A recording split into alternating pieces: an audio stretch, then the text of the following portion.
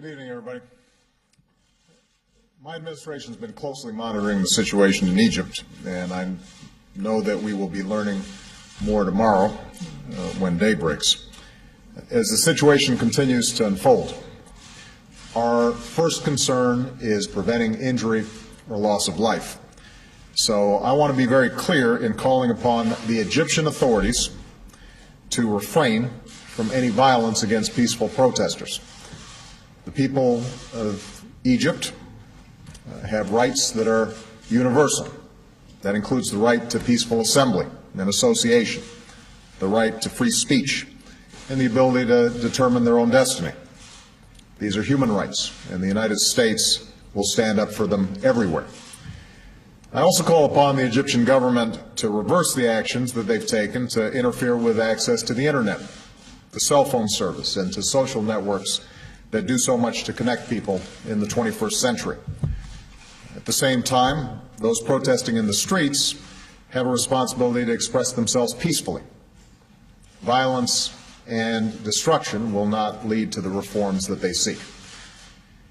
Now, going forward, this moment of volatility has to be turned into a moment of promise. The United States has a close partnership with Egypt, and we've cooperated on many issues, including working together to advance a more peaceful region. But we've also been clear that there must be reform, political, social, and economic reforms that meet the aspirations of the Egyptian people. In the absence of these reforms, grievances have built up over time. When President Mubarak addressed the Egyptian people tonight, he pledged a better democracy and greater economic opportunity. I just spoke to him after his speech, and I told him he has a responsibility to give meaning to those words, to take concrete steps and actions that deliver on that promise. Violence will not address the grievances of the Egyptian people, and suppressing ideas never succeeds in making them go away. What's needed right now are concrete steps that advance the rights of the Egyptian people, a meaningful dialogue between the government and its citizens, and a path of political change that leads to a future of greater freedom and greater opportunity and justice for the Egyptian people.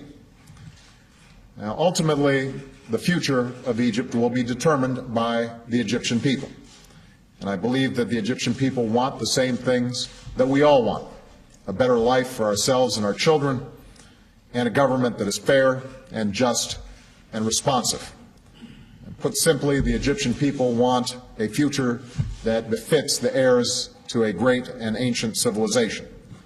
The United States always will be a partner in pursuit of that future, and we are committed to working with the Egyptian government and the Egyptian people, all quarters, to achieve it. Around the world, governments have an obligation to respond to their citizens. That's true here in the United States. That's true in Asia. It is true in Europe. It's true in Africa. And it's certainly true in the Arab world, where a new generation of citizens has the right to be heard. When I was in Cairo, shortly after I was elected president, I said that all governments must maintain power through consent, not coercion.